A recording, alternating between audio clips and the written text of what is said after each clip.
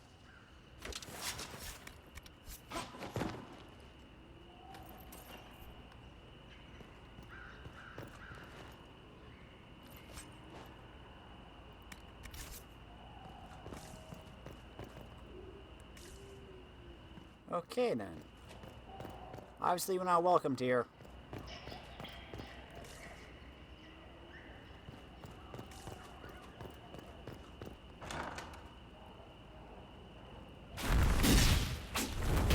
Herald of Andraste, how much did you expend to discover me? It must have weakened the Inquisition immeasurably. I don't know who you are. You don't fool me. I'm too important for this to be an accident. My efforts will survive in victories against you elsewhere. Just say what? What is the... Ugh. Squishy one, but you heard me, right? Just say what? Rich tits always try for more than they deserve. Blah, blah, blah. Obey me. Arrow in my face. So, you followed the notes well enough. Glad to see you're kind of plain, really. All that talk, and then you're just person. I mean, it's all good, isn't it? The important thing is you glow. You're the herald thingy. They say I'm the Herald of Andraste. But who are you? And what's this about? No idea. I don't know this idiot from Manners. My people just said the Inquisition should look at him. Your people? Elves? No. People. Name's Sarah. This is cover. Get round it. For the reinforcements. Don't worry. Someone tipped me their equipment shed. They've got no breaches.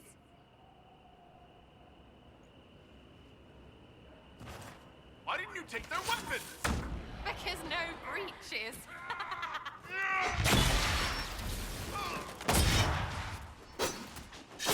Huh, they actually don't have pants. Ha!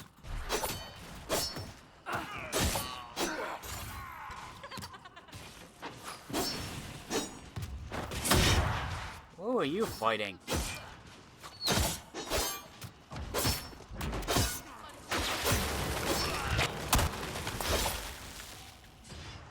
Right in the plums.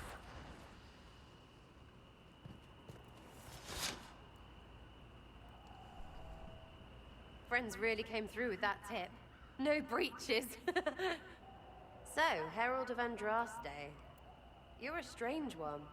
I'd like to join.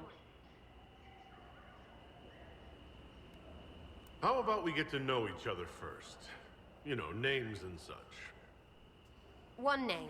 No, wait, two. Well, it's like this.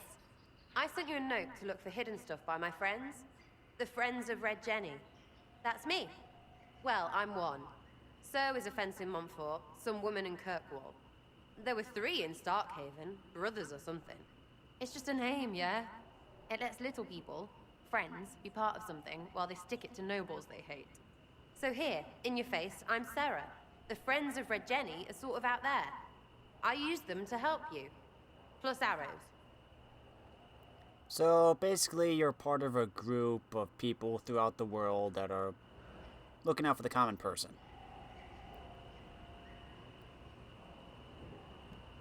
The Inquisition has spies already. Can you add to these professionals? Here's how it is. You important people are up here, shoving your cods around. Blah, blah, I'll crush you. Ooh, crush you. Then you've got cloaks and spy kings, like this tit. Or was he one of the little knives, all serious with his little knife? All those secrets, and what gave him up? Some houseboy who don't know shite, but knows a bad person when he sees one. So no, I'm not knifey shiv dark, all hidden. If you don't listen down here too, you risk your breeches. Like those guards, I stole their... Look, do you need people or not? I want to get everything back to normal. Like you. So who are your friends of Red Jenny? You must know them. It's not hard to understand if you're not trying to waste your day on it. Someone little always hates someone big. And unless you don't eat, sleep, or piss, you're never far from someone little. Doesn't always work out, but a lot of people hated this guy. Someone got a laugh, someone got even, someone got paid.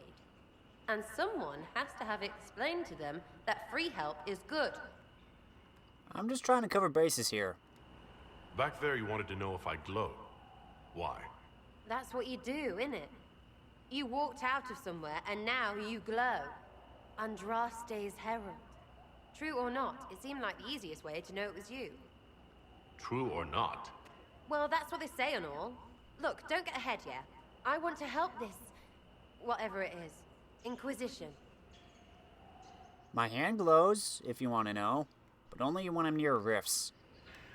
You sound like a thief who acts out petty revenge fantasies. And that might be bad.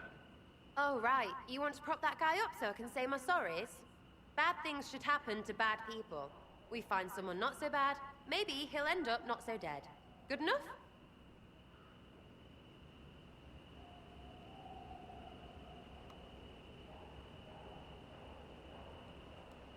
You say that like it's obvious, but you didn't know him. I knew about him. That's just rumor. Look, I'd have been fine stripping his guards and nicking his stuff. Turns out he deserved worse. Or was him trying to kill you a good thing? Are you the baddie? Didn't think so. Heck, more help. I'll take it. All right, Sarah. I can use you and your friends. Yes! Getting good before you're too big to like. That'll keep your breeches where they should be. Plus extra breeches because I have all these...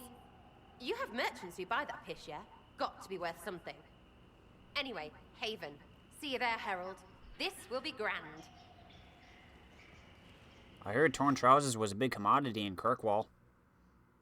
Got another rogue. Sorry, Varric, you're gonna sit this one out for a bit.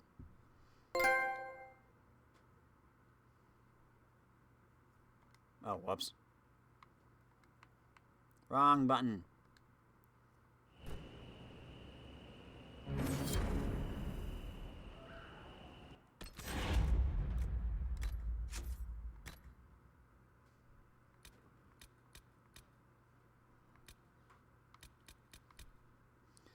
This report by Josephine has been defaced numerous times in a different hand. On Sarah, Red Jenny, and Velissima Lady Parts von Knucklefronts. It falls to me to comment on this Red Jenny, for as a creature of the court I must have seen the effect of her actions, although I cannot be certain. Does that make them effective or ineffective? What I know is that she has vexed city's guardsmen across Thedas, and always escaped. Accessing all available records, it seems clear that there have been multiple embodiments of the name, often at the same time.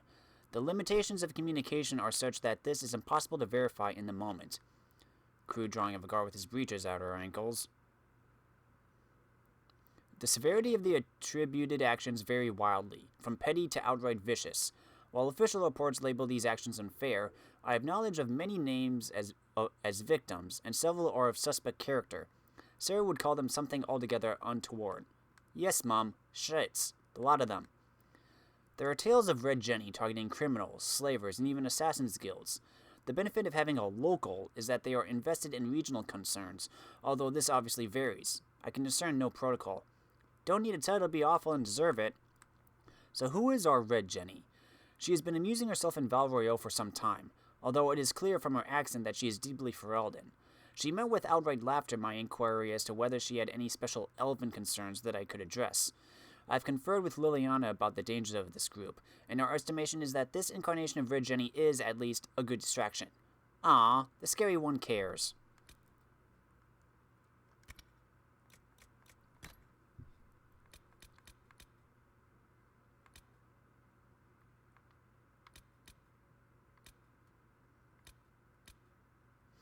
The friends?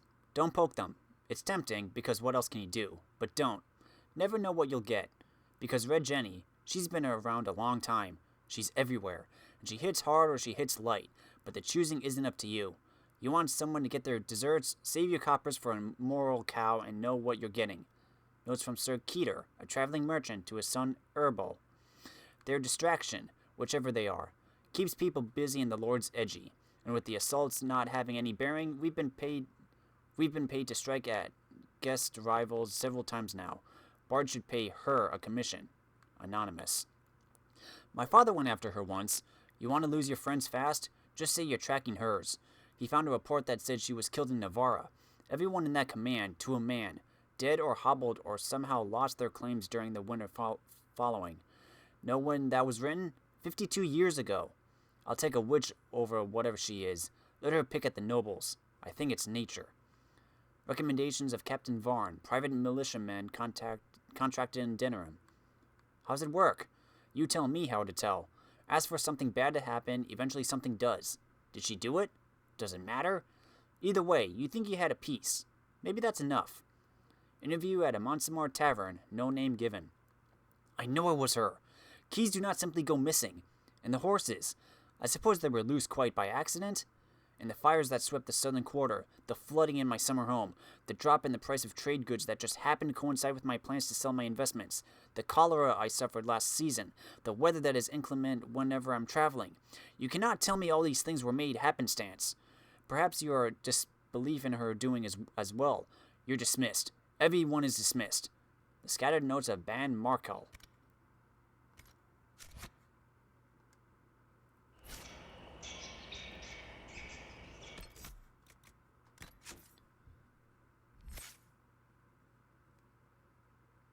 Sarah, you have a lot of points.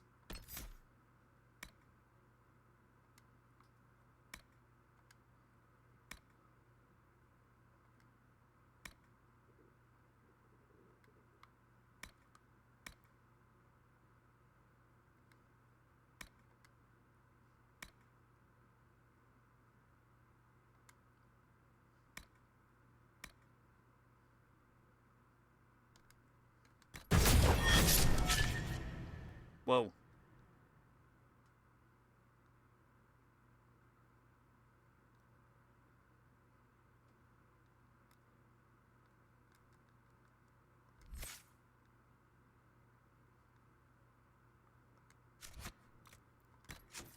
Okay then, inventory.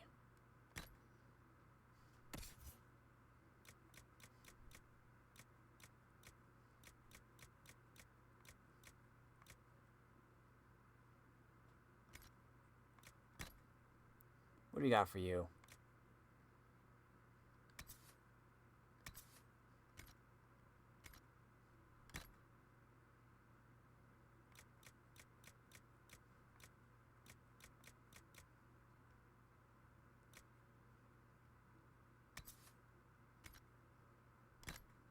Have a helmet.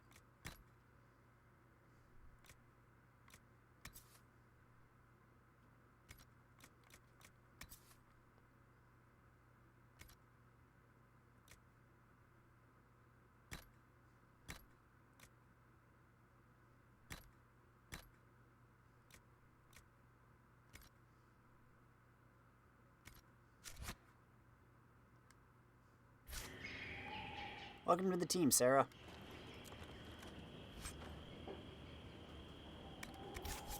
Too many breaches.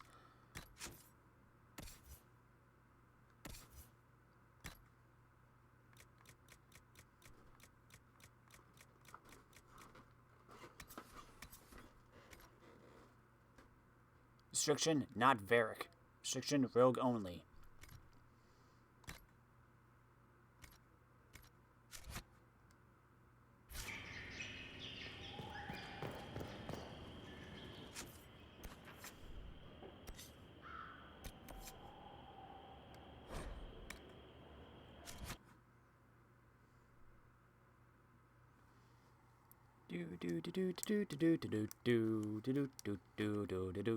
Do.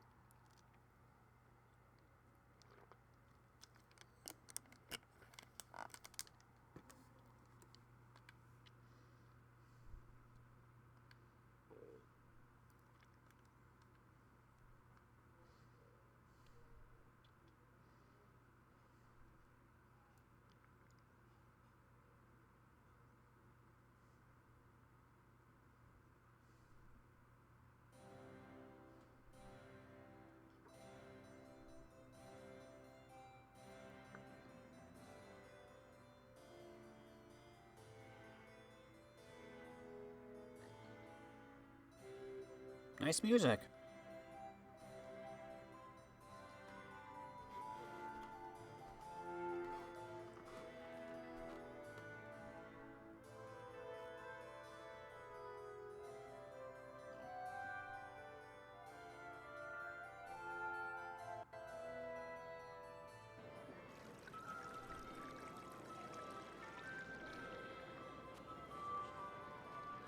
Lord Trevelyan of Ostwick, representing the Inquisition. A pleasure, sir. We so rarely have a chance to meet anyone new. It is always the same crowd at these parties. So you must be a guest of Madame de Fer, or are you here for Duc Bastien? Are you here on business? I have heard the most curious tales of you. I cannot imagine half of them are true. What have you heard about me? Some say that when the veil opened, Andraste herself delivered you from the Fade. I'm not familiar with that name. I was invited here by First Enchanter Vivienne. Madame de Fer is a fond nickname the court has given Lady Vivienne. I've heard she finds it amusing. I've heard very little about Duc Bastien. He hasn't been seen much at court lately. His business with the Council of Heralds often takes him from home for long periods. It can't be good for a man of his years. And of course, there's the Civil War. Bastien probably wishes to distance himself from the actions of his one-time son-in-law. Tearing up the Dales in a foolish bid for power? It will end in disgrace for Gaspard. Everyone knows it. Some of those storytellers may have gotten carried away. But only for the best effect. The Inquisition is a ripe subject for wild tales. The Inquisition. What a lot of pig shit. Washed up sisters and crazed seekers. No one can take them seriously. Everyone knows it's just an excuse for a bunch of political outcasts to grab power.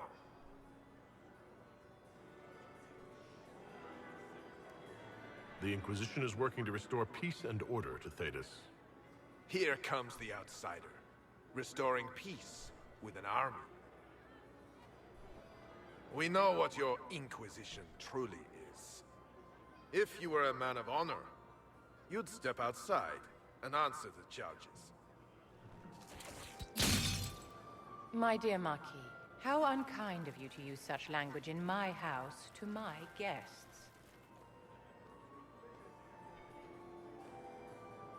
You know such rudeness is intolerable.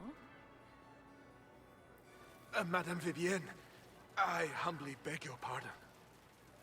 You should. Whatever am I going to do with you, my dear? My lord, you're the wounded party in this unfortunate affair. What would you have me do with this foolish, foolish man?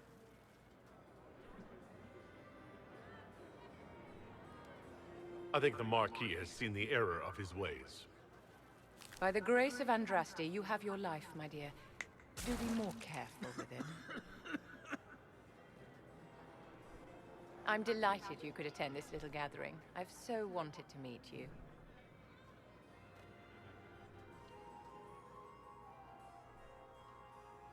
Allow me to introduce myself. I am Vivienne, first enchanter of Mont-Simard, and enchantress to the Imperial Court. Is that Marquis going to pose a problem? His aunt is the Vicomtesse of Mont de Glace.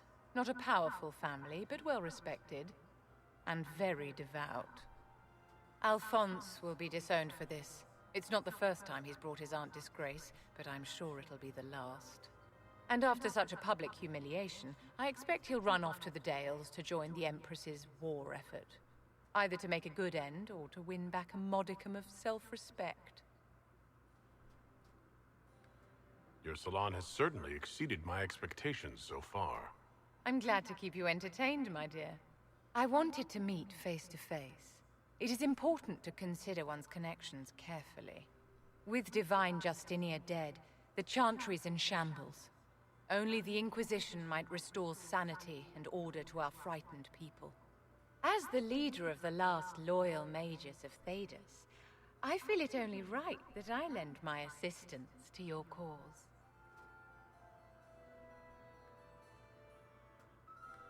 What exactly can you do for the Inquisition?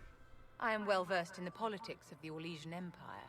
I know every member of the Imperial Court personally. I have all the resources remaining to the Circle at my disposal. And I'm a mage of no small talent. Will that do?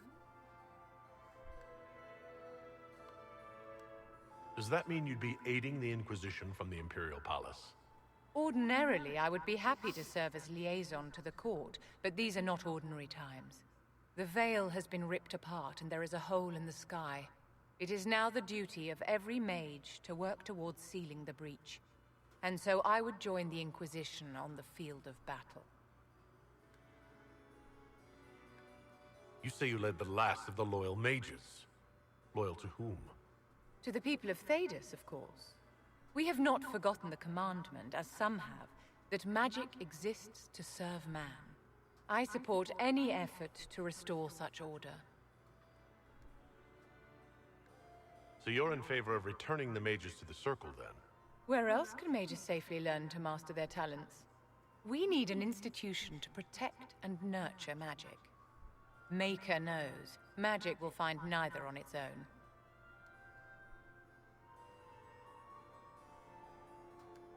Are you devout? What's your opinion of the chantry?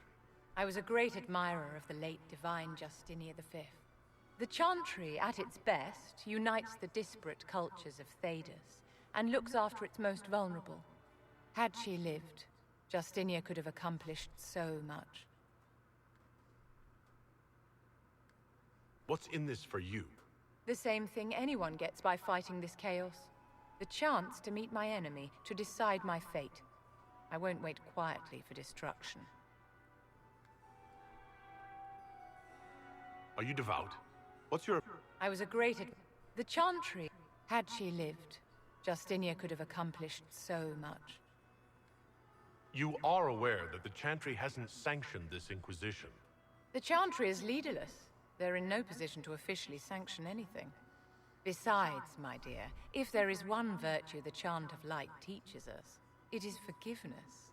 Once the Inquisition has sealed the breach, I'm sure the new Divine will not care in the slightest about official permission.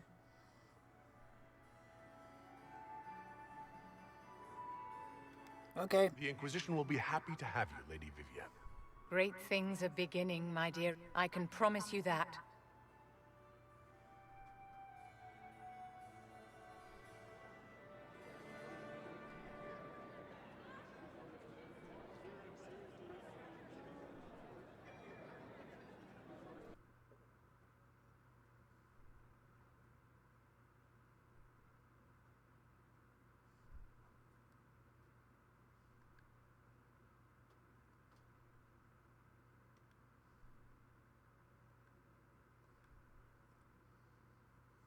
So we got 2 new companions.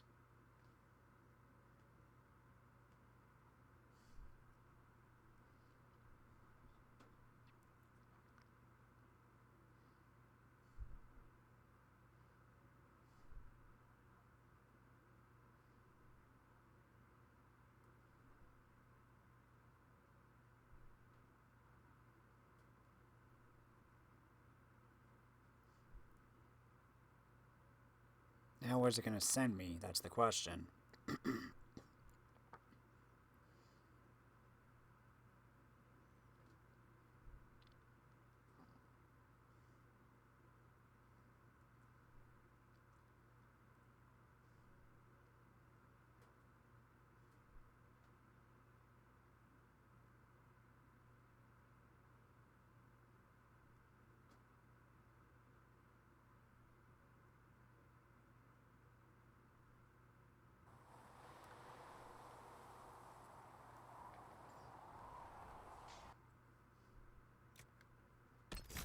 What do we got here? Cullen and Cassandra. Varric. Liana. Sarah.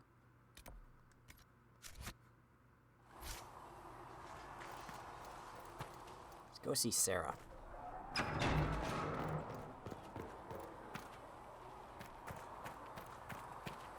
Hold on.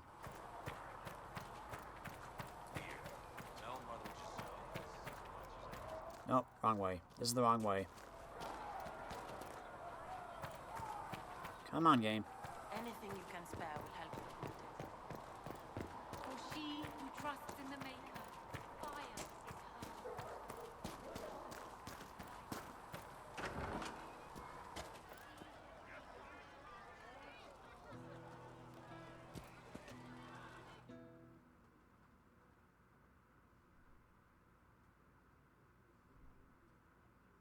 So, this is it, huh? Oh no, it's fine, yeah? It's just, I thought it'd be bigger. Hear that? I meant the stronghold, but it sounded like... Well, it's funny, right? Anyway, stopping wars should earn more sovereigns than this. Need things back to normal for coins to be flowing again. Another reason the Templars and mages need to be sat down. The Templars and the mages? Most people pick a side. Most people are stupid. But where do you stand on the war? In the middle, with everyone, not a Trevelyan, or whatever. You know what I hear about mages? Nothing, until one goes all demony. Know what I hear about Templars? Nothing, until they take maybe mages. They're too busy to look up where the real questions are.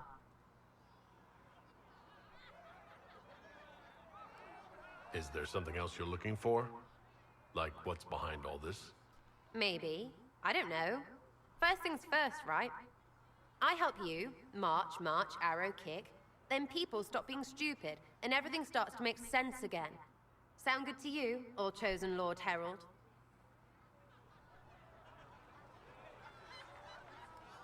I'm ready to give it a shot. That's all I can ask from anyone else. I'm in. It's an investment, yeah? Better pay off, too. Stupid war and everything. I have things to do.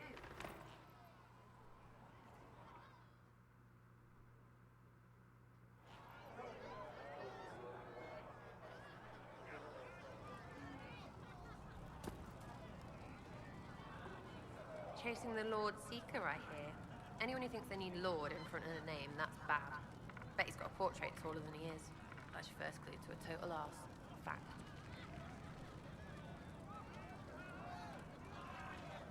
What do you think about the people who have gathered? Which? The ones who do things, the ones who give orders? Thoughts about Cassandra? Not as buttoned up as she plays, right? Tough, though. I'd stand behind her in front of anything. What about Solus? Solus? His head's crammed up 1,000 years ago. Anything to say about Varric?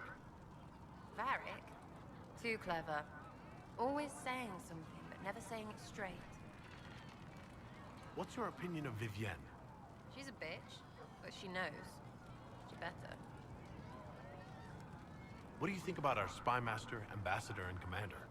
Liliana is pretty in places. Swear I've seen her too. Or heard she used to play. But that'd be mad. Now Josephine, she's as good at humbling her kind as I am. Just with less mess. Knows her business, if you have to have it. And Cullen. I suppose if you want a jackboot, you get a big one so you can grow into it. Nice there, though. We'll talk later. Good, right? I'll be here. Chasing mages, that's a Templar's job. A big, armored, pissed-off helm polisher. Not too late to go find some. Or stay home. Is the Inquisition what you thought it would be? Calling an Inquisition is a bit much, isn't it? Does not even know what they're chasing? Fair question for me as well, I suppose. Everybody following a rumor. At least I'm used to that.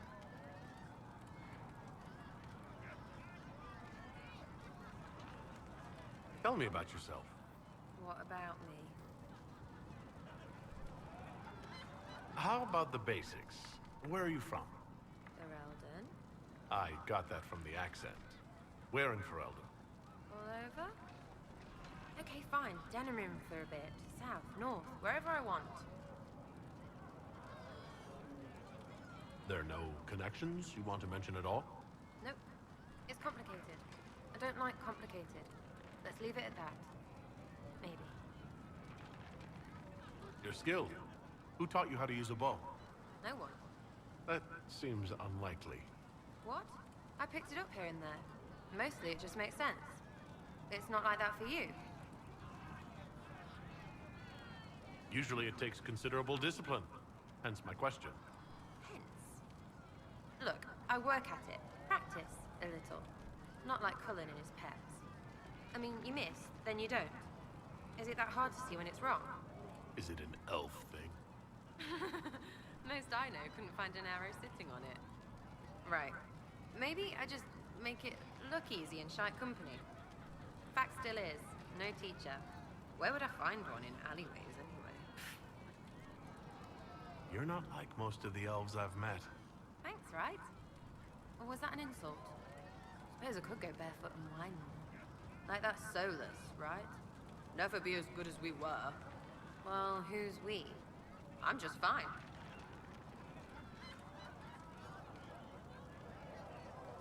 I think there's more to it than that. A few thousand years more. Hey, someone wants to be angry about old debts, be angry. Be a terror that never lets an enemy forget. But if you're digging it up so you can wear it, that's just weird. I mean, the Dalish don't really know. They have stories, but that's all they are. It's all fancy dress, not history. We'll talk later. If you say so.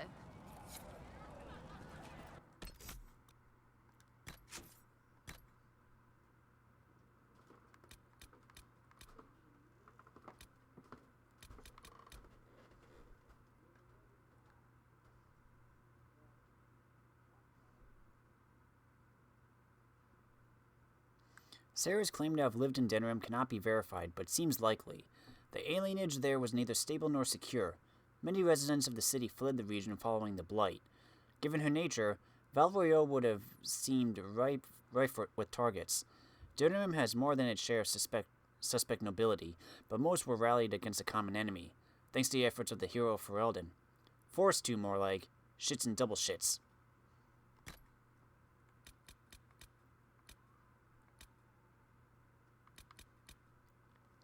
Magic is dangerous, just as fire is dangerous. Anyone who forgets this truth gets burned. An assiduous and talented scholar, Vivian rose rapidly through the ranks of Monsimard's circle. When made a full-fledged enchanter, she elected to join no fraternity, a decision that shocked colleagues but may have been a calculated maneuver. When she successfully applied to be appointed enchanter to the imperial court, nearly every fraternity clamored for her favor in hopes of having a representative at the Empress's ear. She was voted first enchanter of Monsimard at an age young enough to cause scandal. The circle widely regards her as the most shrewd and disciplined mage in Orlais.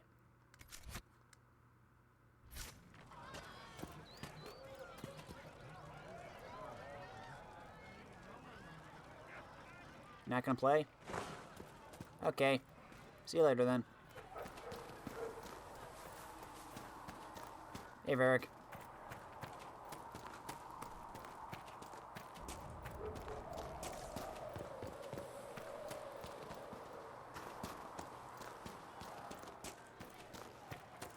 Anything to report? I'm listening. Anything I should know? I've nothing to report at the moment. Okay. I'll leave you to your work.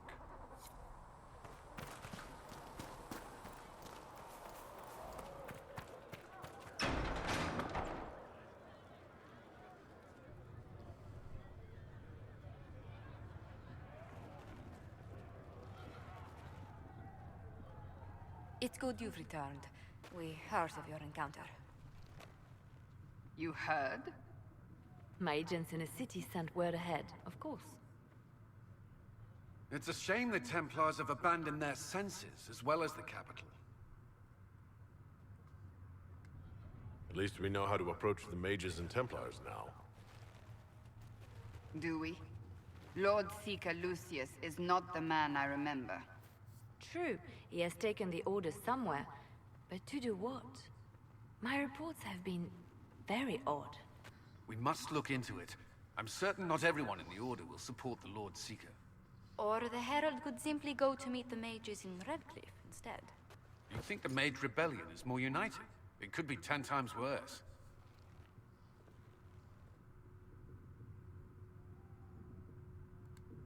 Or you could stop bickering and make a decision. I agree.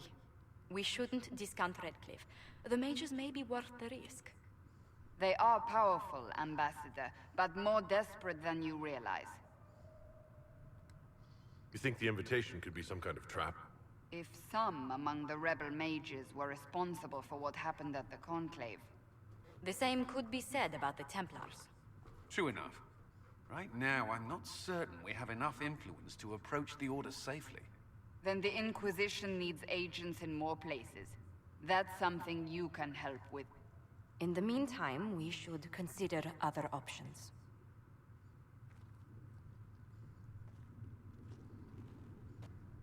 There is one other matter. Several months ago, the Grey Wardens of Ferelden vanished. I sent word to those in Orlais, but they have also disappeared. Ordinarily, I wouldn't even consider the idea they're involved in all this, but the timing is curious. That does sound odd, I agree. The others have disregarded my suspicion, but I cannot ignore it. 2 days ago, my agents in the hinterlands heard news of a Grey Warden by the name of Blackwall. If you have the opportunity, please seek him out. Perhaps he can put my mind at ease. And if he can't? Then there may be more going on than we thought.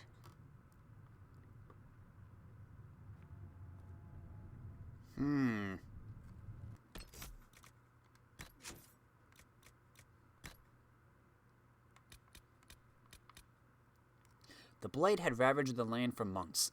The armies of the great kings amassed with one last stand. As the sun burst through the clouds that boiled and churned in the dark sky, it illuminated a vast seething horde of darkspawn with the archdemon at its head. It was then, when courage seemed to fail and all lost to death and despair, that the Grey Wardens came. They arrived with the beating of wings like mighty war drums and stood before the armies of men. The Grey Wardens, grim and fearless, marched forth, ever between man and the encroaching darkspawn.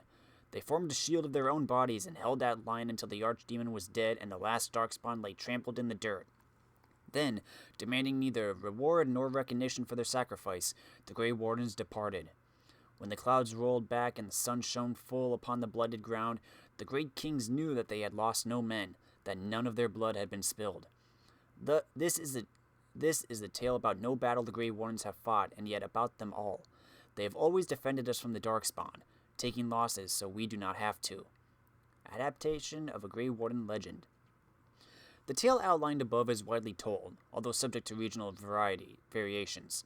Free marchers might substitute Great Kings for titles bestowed in their given city-states. In Ferelden, the implied army of wardens is sometimes replaced with two, representation of the national heroes who fought and defeated the archdemon at Denerim during the Fifth Blight. The beating of wings is a reference to the griffins the wardens are said to have ridden into battle. Although griffins went extinct long before the recent blight, they still appear in numerous stories, sometimes serving as a metaphor for the warden's unrestrained courage, but also employed to please an eager audience. From Tales of the Wardens by Sister Mandan.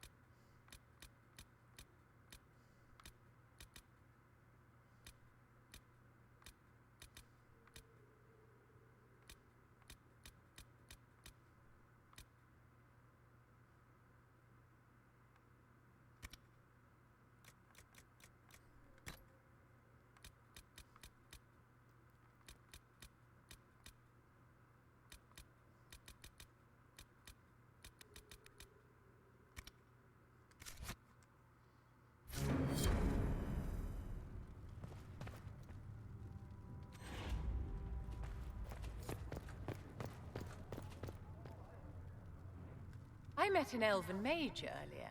Solus, I believe he was called. I admit I was surprised. I didn't expect to find mages among the Inquisition. Tell me, why were you at the Divine Conclave?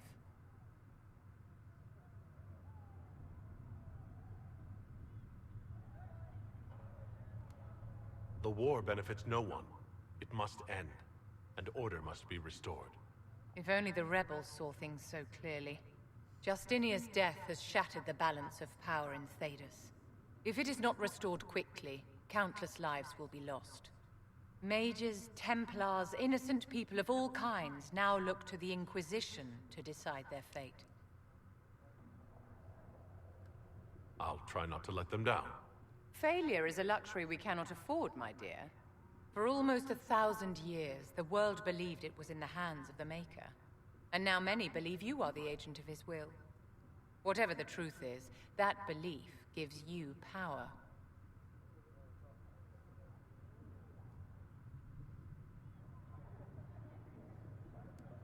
Nobody should claim to know the will of the Maker.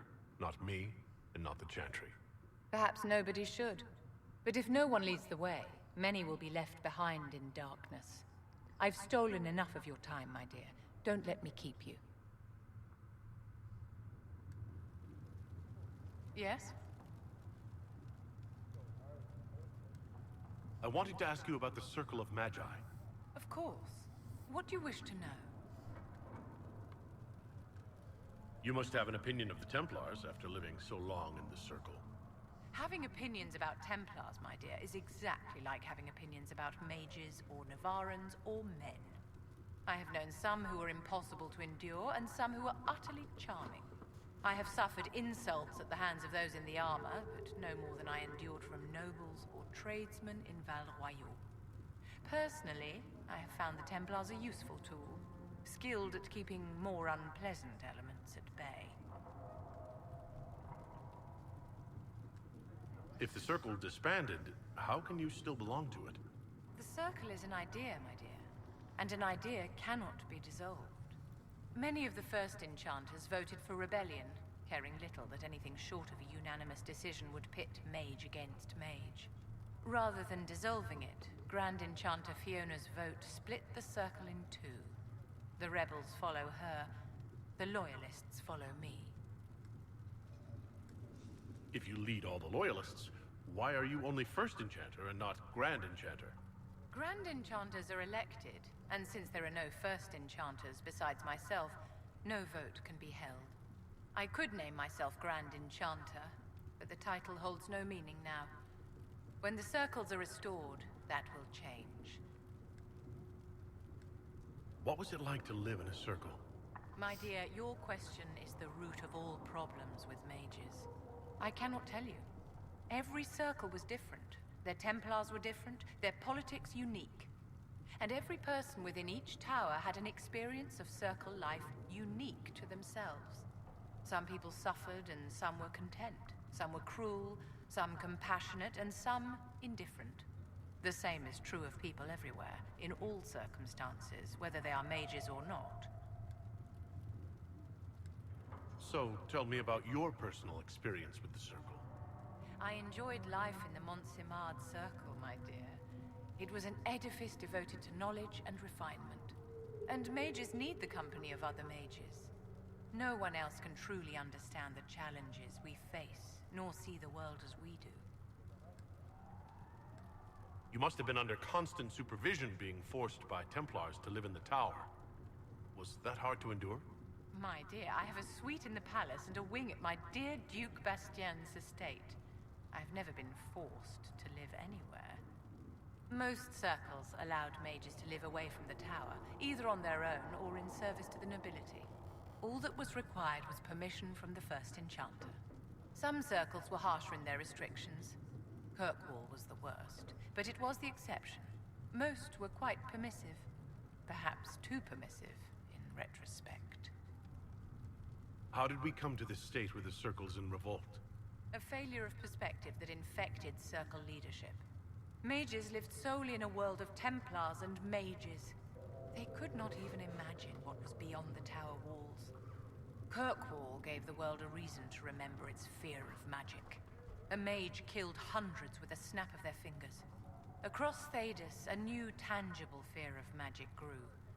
Commoners and nobles alike called out to the chantry for protection. But the malcontents in the towers thought nothing of this. They cared only for themselves and for their anger at the new Templar restrictions. When a mage attempted to assassinate Divine Justinia, again, the mages protested the investigation. The leadership chose to vote on independence based on the intolerable conditions imposed by the Templars, sparing no thought to the fact that magic was more feared in the aftermath of these attacks than it had been since Tevinter's day. So long as they had their freedom, they could care little for riots, angry mobs, or about pitting mages against each other. Are you familiar with Grand Enchanter Fiona? We've met. Before her horrendously ill-timed and selfish vote for independence. I thought her adequate at her job. In her dotage, she could not handle looking after the well-being of so many people. We would have done better to replace her years ago, to let her spend time gardening. Did they have cause to rebel? In the aftermath of their terrorist attacks? Was that really the most opportune time to break away? By all means, protest abuses by the Templars. Just don't do it in a way that says mages support wholesale murder. By voting when they did, my colleagues all but declared war upon the ordinary people of Thedas. A war in which we are outnumbered 100 to 1. I thought the fighting was only between mages and Templars. Why are mages fighting mages? The vote for independence was carried by only a small margin, but Fiona chose to let the motion stand. Those who opposed a rash declaration of war against the entire free world had little choice. By breaking from the chantry when they did, the rebels declared themselves in support of mass murder. Anyone who did not wish to support terrorism and the slaughter of innocents was forced to take arms against the rebels.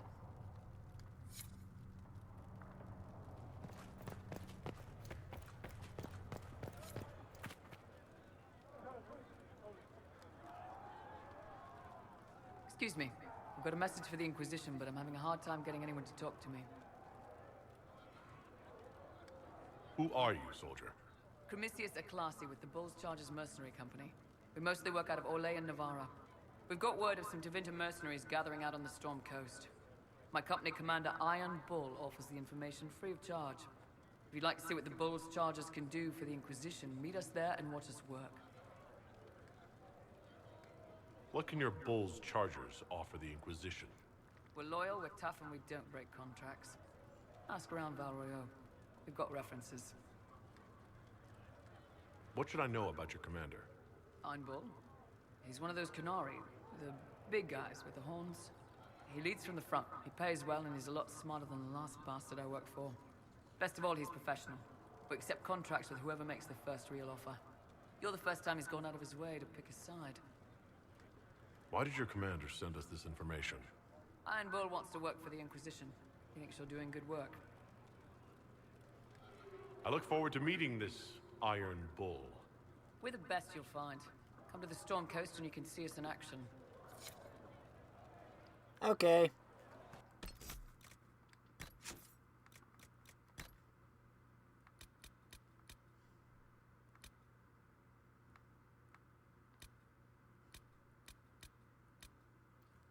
The people of the Qun are perhaps the least understood group in Thedas. The Qunari Wars were brutal, but so was the Chantry Schism. So was the fall of the Imperium. Some of this misunderstanding is an accident of nature. The race we call Qunari are formidable. Nature has given them fierce horns and strange eyes, and the ignorant look on them and see monsters. Some is an accident of language. Few among the Qun's people speak the common tongue, and fewer speak it well. In a culture that strives for mastery, to have only a passable degree of skill is humiliating indeed, and so they often keep quiet among foreigners, out of shame. But much of it is a result of the culture itself. The Qunari view their whole society as a single creature, a living entity whose health and well-being are the responsibility of all. Each individual is only a tiny part of the whole, a drop of blood in its veins, important not for itself, but for what it is to the whole creature. Because of this, the Qunari most outsiders meet belong to the army, which the Qun regards as if it were the physical body, arms, legs, eyes, and ears, the things a creature needs in order to interact with the world. One cannot get to know a person solely by studying his hand or his foot, and so one cannot truly meet the Qunari until one has visited their cities. That is where their mind and soul dwell. In Saharan and Parvalen, one can truly see the Qunari in their entirety. There, the unification of the Qunari into a single being is most evident. Workers, whom the Qun call the mind, produce everything the Qunari require. The soul, the priesthood, seeks a greater understanding of the self, the world, and exhorts the body and mind to continually strive for perfection.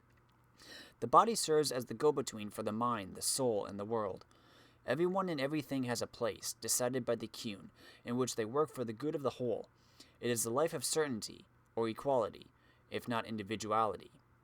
From the writings of the seer of Kantar, 841 Blessed.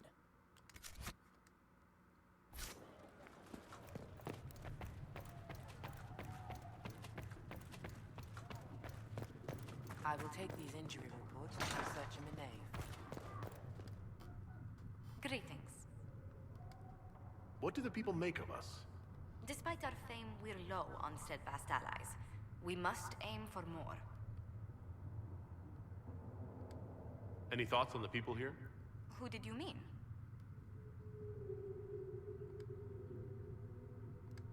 What do you think of Vivienne? We've met a few times before at court.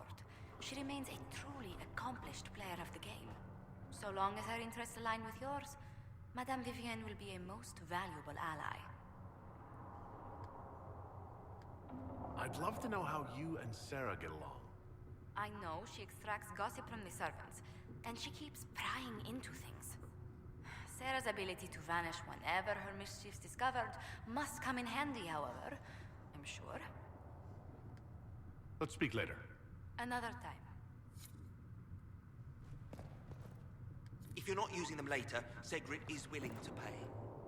I don't feel comfortable letting parts from demons be available for sale. To be honest, I'm not sure who would buy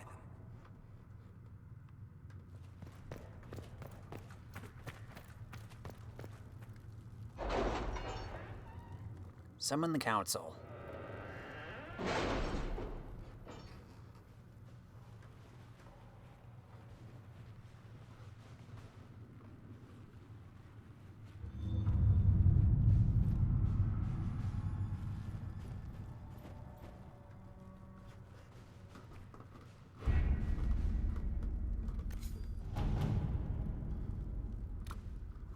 Any word?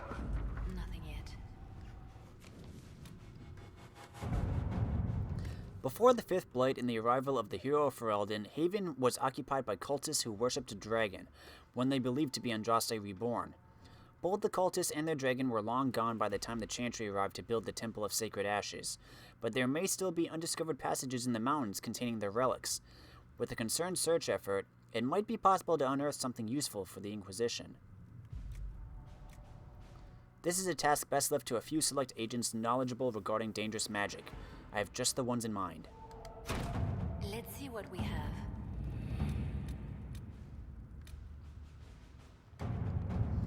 I do not know how someone would come to this idea, but I can see the use. It is a large area to search, however. A memo from Josephine, written on a note from Sarah. Know what ruins a party? Bees. I know a man who teaches how to jar them safe but angry. Stingy, no good for honey, but great for throwing. He's somewhere south. Sarah has scribbled a jar of bees hitting someone in the face. Also a butt. It's too large an area to cover. Bounty hunters are a simpler bet. All right.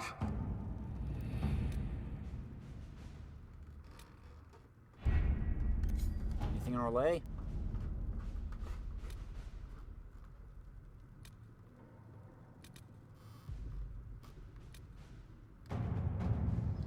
The confrontation with Mother Hevara in the Val Royeaux market had the desired effect, to a point. The Chantry's condemnation of the Inquisition was lost amid a flurry of speculation over the actions of Lord Seeker Lucius, as well as the divide in the opinions of the remaining Chantry clerics. There are, however, clerics still loudly denouncing the Herald of Andraste. The Inquisition could leave them to their speeches, but dealing with them before the Chantry elects a new divine could be of benefit. A delicate hand is needed.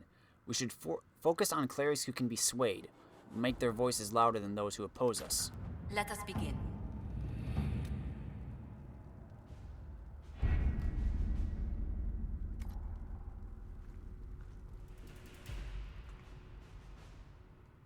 Okie dokie then.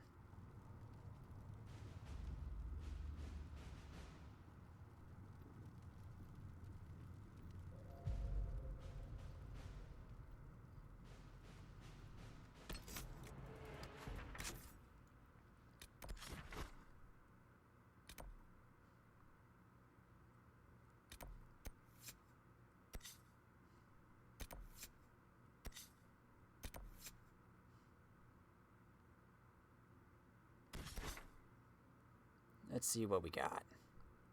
Got a bunch of stuff up here.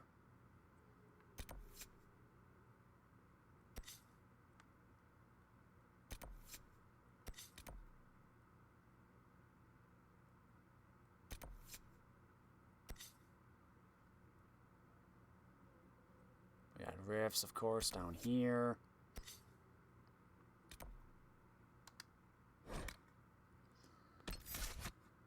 Let's bring the new people.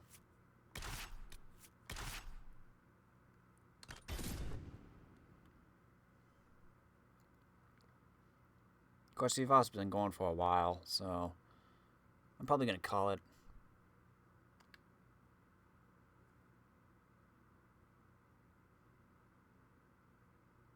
Yeah, if I could actually reach the rift. But I'm not close enough.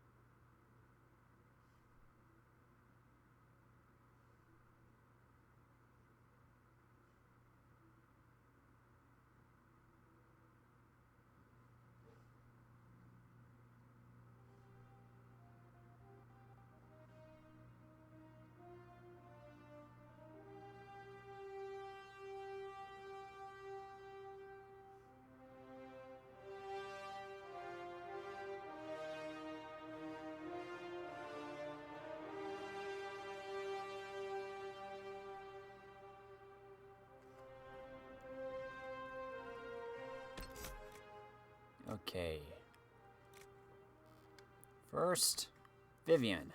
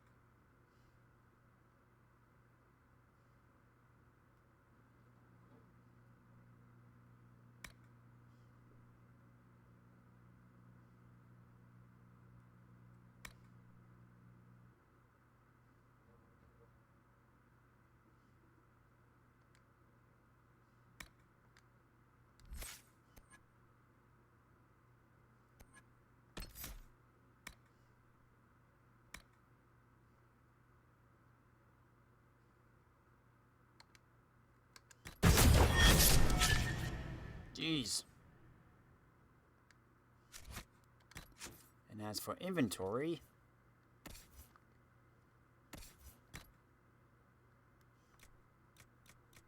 do we have anything for you?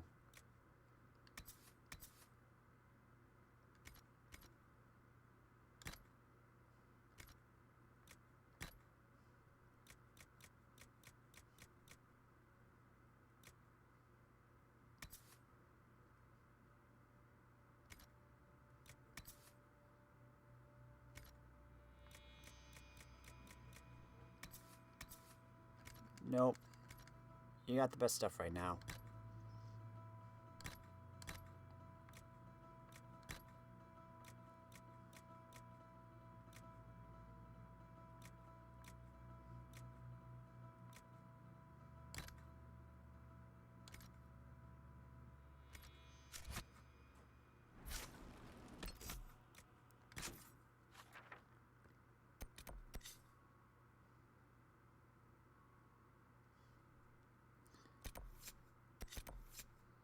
Let's go attempt this rift. And then I'll call it.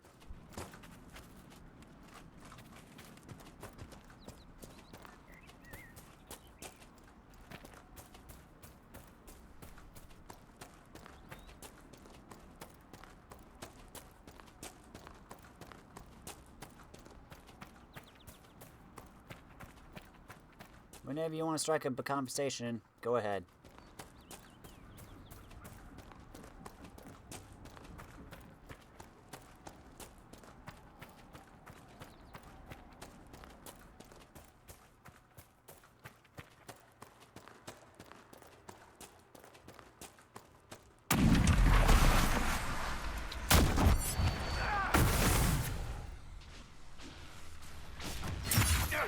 Oh, hello.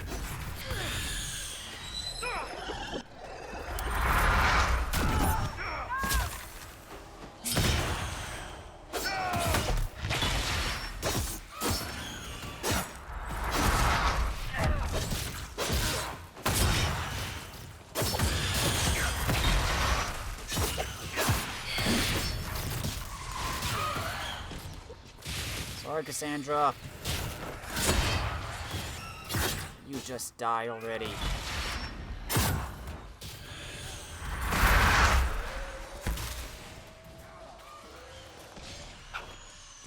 Get closer, get closer.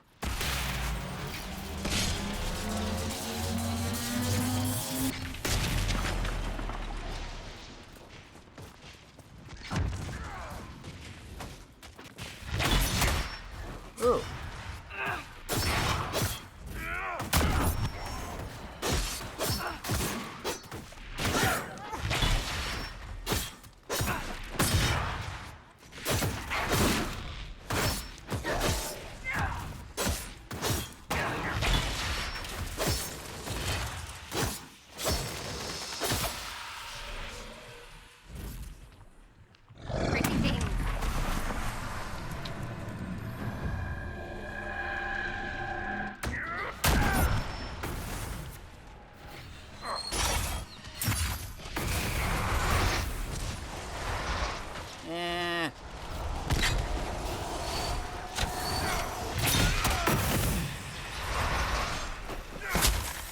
This is not gonna go well.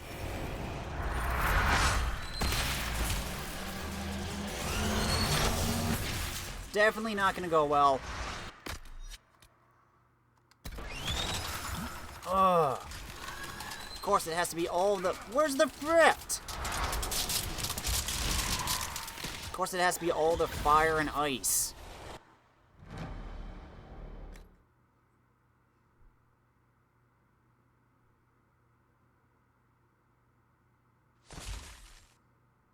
Sorry, still can't do it.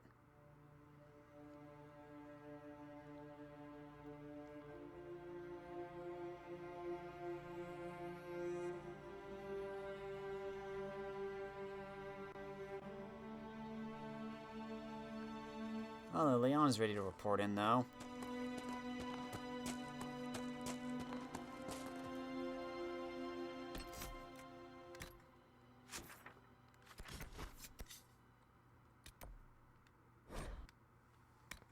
Might as well get the report. And maybe send her out again.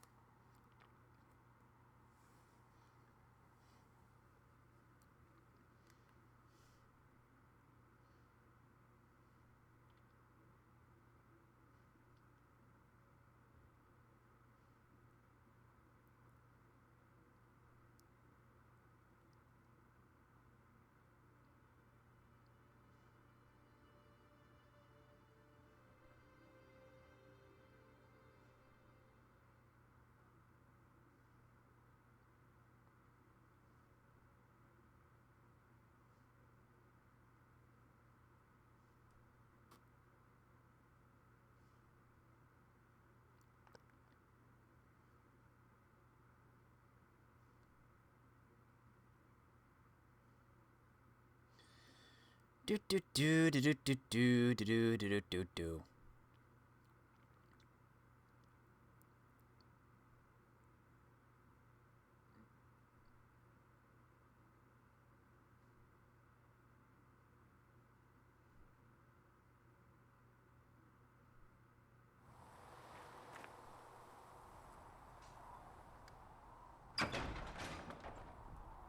It's gonna go in. That guy fell through the ground.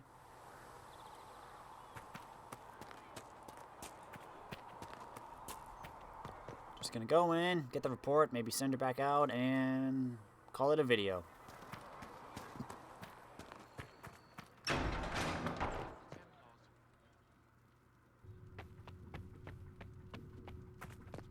Thank you for all that you are doing to help.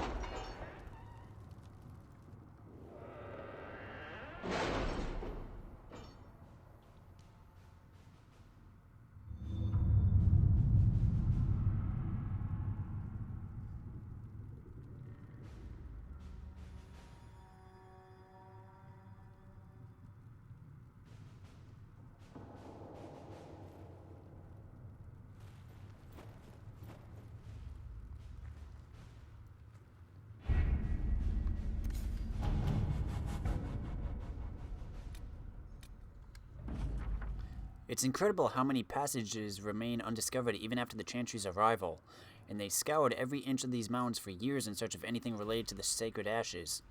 The cult didn't build all of this. It was here long before, and who knows how many years it would take to find it all. Of the new passages uncovered during the search, most were long empty or contained goods far beyond salvage. A few, however, yielded some artifacts of interest, and one evidently contained strange runes we have yet to translate. If we can find someone capable of doing so, they might prove of use.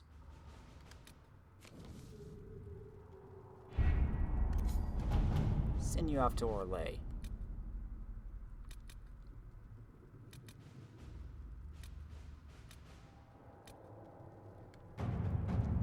A letter addressed to Vivian lies open on the table.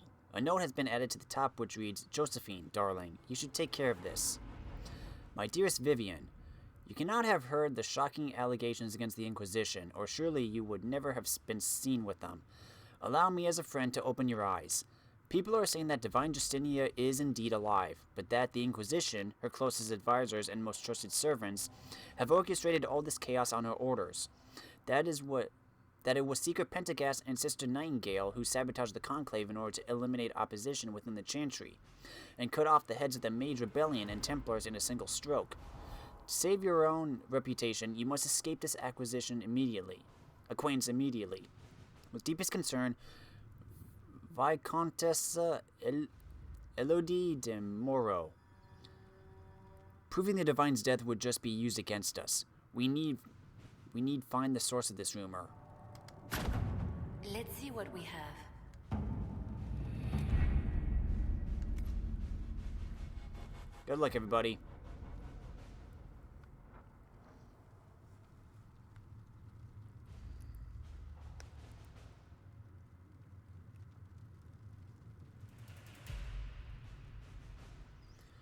Okay, so I don't know actually how long this is going to be since I had to pause for a long bit in the middle because of a phone call, but... Well, we went to Val Royeaux, we made some more friends. Secrets of Andraste operation available. Okay. And so, next time we'll continue back to the Hinterlands, maybe get a few more companions, and see whether to go for the Templars or Mages. Until then, if you like this video, let me know in the comments. If you really liked it, press that cute little like button. Thanks for watching, everybody. I'm Luke Dog, and I'll see you next time.